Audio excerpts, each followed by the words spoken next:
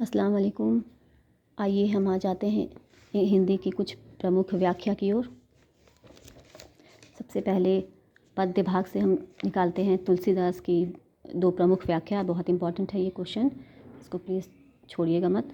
पहला है कि पुलकी शरीर सभाओं भय ठाड़े, नीरज नय नीन जल बाढ़े। इसका लास्ट में है दर्शन त्रिपित न आजू लगी प्रेम पियासी नैन। ये तुलसीदास की कविता है और ये भरत राम का प्रेम जो है उससे ली गई है, ये नामक पाठ से ली गई है। और इसमें पंचवटी की सभा का वर्णन किया गया है। जब भारत जो है, जब राम 14 साल का वनवास चले जाते हैं तो भरत उनको वापस बुलाने के लिए, अयोध्या वापस बुलाने के लिए जाते हैं। तो कैसे राम जो है वो भरत की प्रशंसा करते हैं और मुनि वशिष्ठ भरत को अपने मन की बात कहने के लिए कैसे प्रेरित करते हैं और कैसे राम का गुणगान करते हैं भरत कि वो कभी गुस्सा नहीं करते, कभी क्रोध, खेल में भी कभी मैंने उसे गुस्सा करते नहीं देखा है। इसके बारे में बताया गया है, इसको कर लीजिएगा। सेकंड व्याख्या की ओर आइए। तुलसीदास की ये एक और व्याख्या है, page number 29, online and distance की बुक है। जननी निरखती बान धनुहिया, बार बार उर्नैनी लावती, प्रभुजू की ललित पनिया। यहाँ से लेकर के है आपका कि तुलसीदास वो समय कहे, ते लागती प्रीति सीखी थी। ये भी भरत और भरत राम का जो प्रेम है उस नामक पाठ से ये अवतरित है, ये भी ली गई है। इसमें संदर्भ में आपको लिखना है कि ये अंतरा भाग 2 के भरत राम प्रसंग से ली गई है। इसके रचिता तुलसीदास हैं और इसमें व्याख्या करना है आपको कि कैसे जब राम 14 साल का वनवास चले गए थे तो माता कौशल्या के मन में राम की जो चीज़ें हैं, जो राम की जो धनुष है, राम की बाण, उनको देखकर कैसे वात्सल्य उमड़ रहा है, कैसे वो मोरनी के समान प्रेम भाव उमड़ता हुआ दिखाई दे रहा है और कैसे वो अपने बच्चे को अपने बच्चे के लिए कितना लालायित हो रही हैं, इस चीज़ के बारे में बताया गया है। तो इस व्याख्या को भी आप ज़रूर से कर लीजिएगा। अब आते हैं हम लोग गद्यांश की ओर।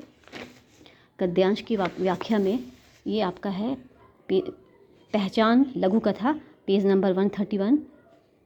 उसका जो एक व्याख्या है कि राजा ने हुक्म दिया कि उसके राज में सब लोग अपनी आंखें बंद रखेंगे ताकि उन्हें शांति मिलती रहे। लोगों ने ऐसा ही किया क्योंकि राजा की आज्ञा मानना जनता के लिए अनिवार्य है। ये जो व्याख्या है ये भी बहुत इंपॉर्टेंट है, इसको आप देख लीजिएगा। ये असगर वजाहत द्वारा लिखी गई एक लघु कथा है जिसमें कि राजा को यथार्थ की पहचान कराई गई है कि कैसे राजा को बहरी, गूंगी और अंधी प्रजा बहुत पसंद आती है, जो कि बिना कुछ बोले, बिना कुछ सुने, बिना कुछ देखे उसकी आज्ञा का पालन करते रहे। तो इस व्याख्या को भी आप देख लीजिएगा, ये बहुत इंपॉर्टेंट है। उसके बाद आते हैं हम लोग एक और व्याख्या की ओर, पेज नंबर 132। एक मिल मालिक के दिमाग में अजीब अजीब ख्याल आया करते थे, जैसे सारा संसार मिल हो जाएगा, सारे लोग मजदूर और वो उनका मालिक, या मिल में और चीज़ों की तरह आदमी भी बनने लगेंगे, तब मजदूरी भी नहीं देनी पड़ेगी, वगैरह वगैरह। ये भी 4 हाथ लघु कथा से ली गई है, अवतरित है और इसके लेखक भी असगर वजाहत हैं। ये अंतरा भाग 2 के से ली गई है, असगर वजाहत इसके लेखक हैं। और इसमें भी पूंजीवादी व्यवस्था पर कटाक्ष किया गया है और दिखाया गया है कि कैसे पूंजीवादी व्यवस्था कैसे मजदूरों का शोषण करती है और कैसे मजदूरों को पंगु बनाने का प्रयास करती है, कि एक कारखाने के मालिक के दिमाग में किस तरह के ख्याल आते रहते हैं और उनके दिमाग में क्या क्या चलता रहता है। तो कारखाने के मालिक का उदाहरण देते हुए लेखक कैसे क्या बताना चाह रहे हैं इसमें कहा गया है।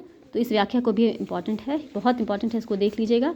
इसके बाद जो आपके क्वेश्चन आते हैं वो हैं पत्र के बारे में, कि पत्र कितने प्रकार के होते हैं। पेज नंबर 143 में आ जाइए कि पत्र कितने प्रकार के होते हैं और उनके टाइप्स लिखें। पत्र क्या हैं, तो आप लोगों को पता ही है कि पत्र क्या है, उसकी परिभाषा आप देख लीजिएगा कि पत्र हमारी सूचनाओं के आदान प्रदान करने का एक साधन है, चाहे पत्र हो या इंटरनेट पर ईमेल। ये भी पत्र लेख की एक कला है, एक विद्या है जो कि लेखक और पाठक के बीच संबंध पैदा करती है। और इसकी विशेषता में क्या क्या विशेषता है, सरलता, स्पष्टता, संक्षेप, मौलिकता और उद्देश्य से भरी हुई ये विशेषता है। और साथ ही अगर क्वेश्चन आता है कि पत्र कितने तरह के होते हैं, तो आप इस तरह से लिखिएगा कि पत्र 2 तरह के होते हैं, एक है आपका औपचारिक पत्र और एक है अनौपचारिक पत्र। अनौपचारिक पत्र वैसे पत्रों को कहा जाता है जिन लोगों के साथ हमारे व्यक्तिगत संबंध होते हैं, उन्हें हम अनौपचारिक पत्र लिखते हैं। जैसे कि मित्र, बंधु, रिश्तेदार आदि को ये पत्र लिखे जाते हैं। और ये पत्र जो है ये मधुर रस से भरे हुए होते हैं। और अनौपचारिक पत्र के भाग में क्या क्या है आपका पत्र कैसे हम लोग लिखते हैं, इसमें क्या लिखते हैं कि पत्र लेखन का पता लिखते हैं, उसके बाद दिनांक, फिर उसको संबोधन या एड्रेस किया जाता है, फिर अभिवादन लिखा जाता है, फिर समापन और आखिर में पत्र लेखक का पता, नाम। और दूसरा है औपचारिक पत्र। औपचारिक पत्र उन्हें लिखा जाता है जिनसे हमारा व्यक्तिगत परिचय या लगाव नहीं होता है। तो इस तरह के पत्र में सूचनाओं को ज़्यादा महत्व दिया जाता है।